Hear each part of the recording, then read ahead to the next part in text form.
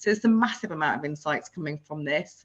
In terms of actual sort of figures, we measure things like net promoter scores. So we have an average NPS score of around 73, which, as we all know, is pretty great. And a big one for me is that 41% of people we actually go on to hire actually have used the platform once or more than once. And that's a really big figure to say that this is actually supporting employees to apply to us and attracting them into us and being successful in getting a role with us. Don't conduct your analysis in isolation, because data is so incredibly powerful. Not defending just the tribe, but defending the organization. Those creative people that you really want to keep empowered, keep excited, keep motivated, keep thinking. A good experience pays dividends down the line. Stereotypes tend to break down in proximity. Welcome to We're Only Human, a podcast about human resources, business, technology, and the workplace. My name is Ben Eubanks, your host, and I'm so glad you're here.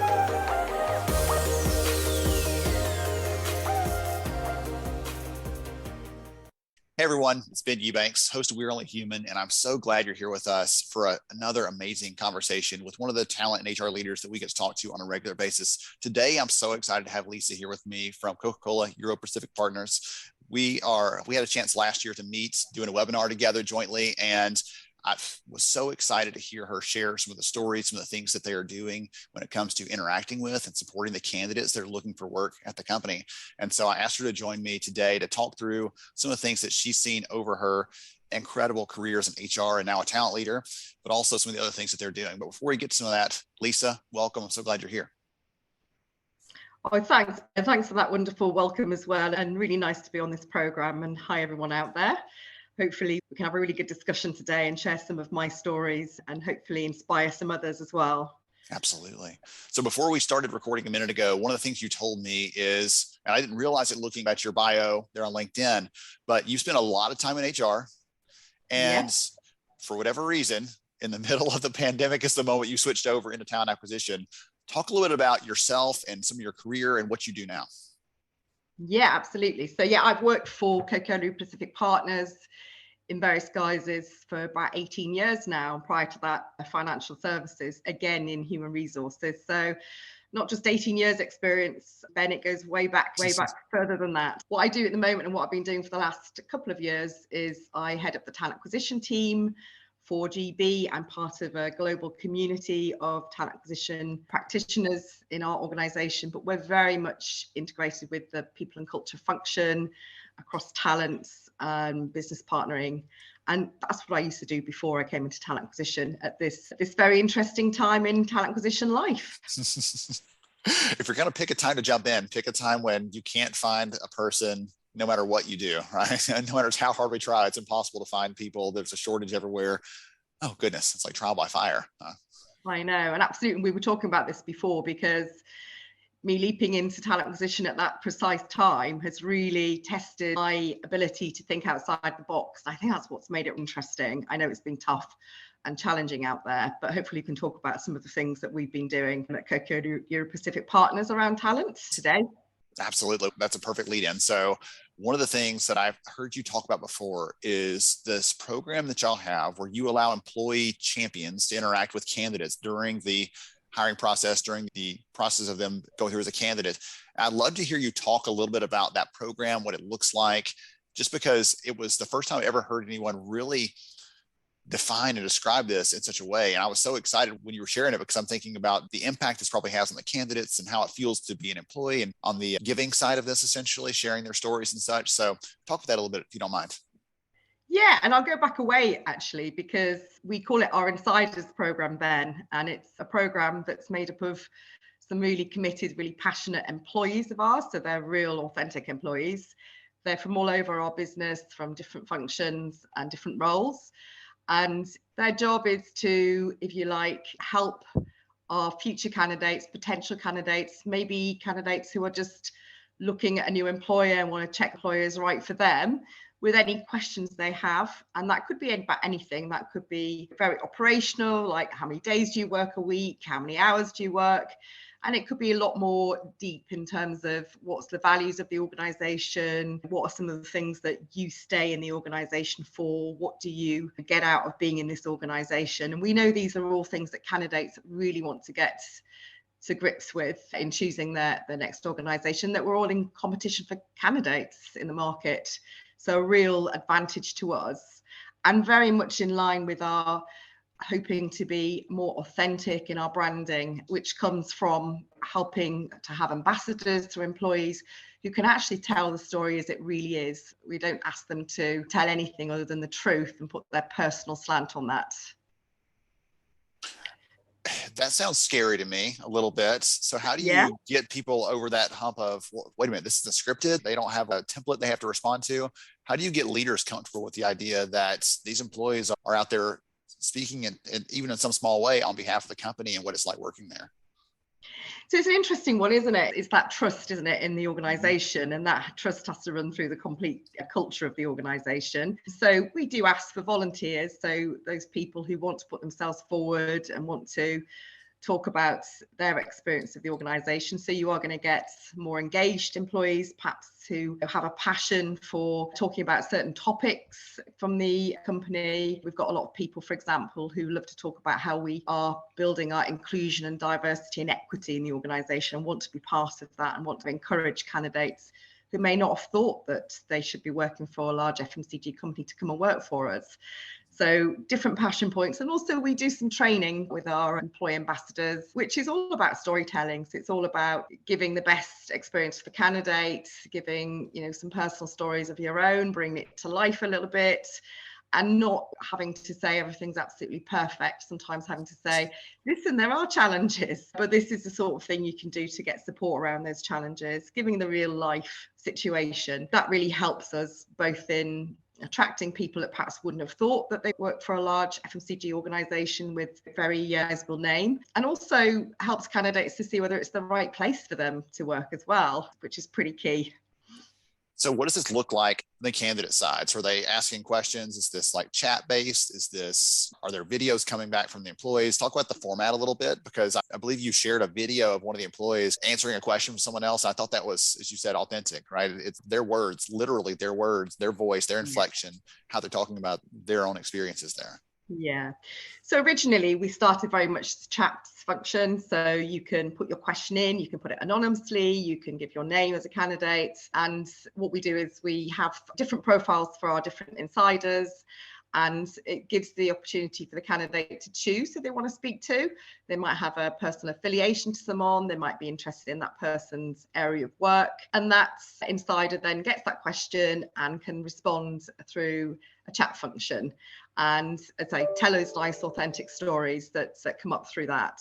And they can also tag in other insiders if they feel that they aren't the right person to answer that question, or they feel like someone else can build on that question. They can also tag other insiders and they can join in the conversation. We really encourage that so that the candidate gets different perspectives from different people. And you're absolutely right. We've just introduced a fantastic video function now, where a lot of our employees are on the road, they're in sales, they're perhaps in manufacturing plants, they're not always sat by their PC waiting for questions to come through. One of the functionalities is for them to just do a really simple video giving their response in real time. And we don't want those videos to be anything other than realistic and authentic. They could be sat in their car in exactly the environment that person who's inquiring might be working in. And they can then see the whole 360 of the job as a candidate.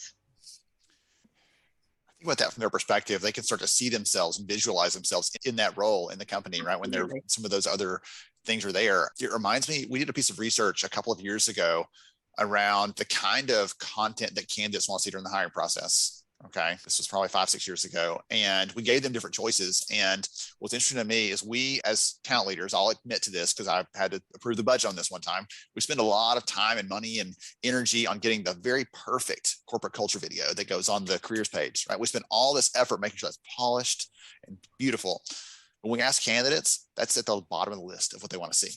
At the top of the list is, I want to hear from someone else that works there. I want to hear from a hiring manager. I want to hear from someone else that looks like me, sounds like me. I want to understand what it's like in their words, someone who's not speaking from the company filter. But even if it's not perfectly polished and beautiful, it's just a raw video you're talking about here, someone just shooting on their smartphone.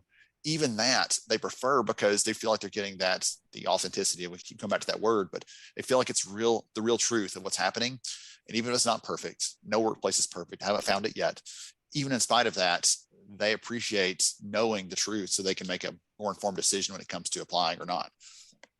Absolutely. And we know from research, and a lot of research that you've done as well, Ben, that there's far more of an emotional connection to candidates to be able to talk to their peers rather than read a lot of corporate content on a website. Obviously, that helps as well to get to understand the company. But when it comes to real emotional connection and maybe being able to visualize themselves working for the organization and understanding that the people who work for the organization have some affiliation to them, that's what really helps with our candidate attraction.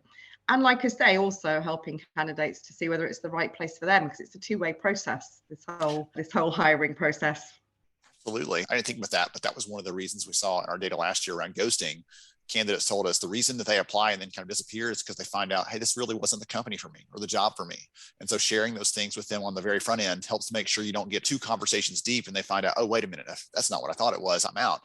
So you're helping earlier on to save and help them screen themselves out and self-select out of the process. And like, oh, wait, that's the kind of environment they're working in, not really a fit for me. That saves everybody some effort in this. Yeah, and it makes sure that the candidates that do apply to us are really engaged with the organisation. It makes sure that we do go through a selection process, that they are asking questions to build on what they already know about the organisation. Obviously, we retain people and they perform well and they thrive. That's the big thing, isn't it, about being engaged, happy in work, and not feeling like you're working in an environment that you don't feel part of. And that's a big part of our philosophy at Coca Cola Europacific Partners, is to enable people to really feel like they belong. But that's through all of our processes and in the organization, that inclusive culture. Absolutely. So you've talked about some of these different results kind of anecdotally, like we see people that appreciate the authenticity there. Candidates are more satisfied in general, right? But I've actually seen some of the numbers and the metrics you've shared previously. And I'd love to hear from you some of those numbers. I think the leaders listening in are like, okay, this sounds interesting, but what's the real impact there? So share those if you don't mind. Yeah, there's a couple of things probably around this. Is that one, we see that candidates come back time and time again to have a look at our sites and to talk to our insiders, or indeed look at the bank of questions we've got that other candidates have asked insiders, so they can really immerse themselves in our culture. So that's one thing, is lots of revisits is always a really good sign that people are engaged. We also have re-engagement communications to candidates, that we can actually directly engage them with things that we think that they'll be interested in based on what they're actually viewing on the platform. So really good candidate insights there. The third thing is, actually having those candidate insights, understanding what candidates are interested in, what they're viewing, what they're asking questions about. And actually, do we have those things in our organization? Can we talk more about those things? Can we bring some of those things out through some of our employee stories on our career portal? Do we make sure that we market ourselves in that way? And also, where are we on those things that we know candidates want? And how do we actually ensure that candidates and our employees get those things that are important to them? So there's a massive amount of insights coming from this. In terms of actual sort of figures, we measure things like Net Promoter Score. People would rate us as an organization. Does that actually increase with their interactions with our insiders platform? And it does. We have an average NPS score of around 73, which, as we all know, is pretty great. So NPS score, meaning Net Promoter Score, how more positive do you feel about this organization? Has it actually improved the reputation of this organization? And a big one for me is that 41% of people we actually go on to hire actually have used the platform once or more than once, and that's a really big figure to say that this is actually supporting employees to apply to us and attracting them into us and being successful in getting a role with us because of all the research they've done. Yes, they become a more informed candidate. I mean, think about that perspective of it, but they know what they're getting into. They're ready to possibly hit the ground running, even more so than someone who comes in cold without that sort of prep. And the other thing we do which is really interesting, and I think something we should probably be doing more of, and I'm sure many companies are doing more of this sort of direct marketing, is we have our insiders hold live chats, not just through the platform, but also we market live chats where we can put out there to say, if you want to speak to someone who's in our field sales teams, if that's something that's really interesting to you as a role, please come along, please get on the live chats and you can talk to people directly. And of course, we have multiple chats then. People come onto the platform and the potential candidates ask questions of the sales people directly if that's what the live chat is about. And that gives us far more information of people coming through to our processes, that they know the roles, they've asked the questions, really started to visualize themselves in the roles, which helps us considerably, not just in attracting people, but also making sure it's the right job for people and that they're really prepared when they come through to interview. Yeah.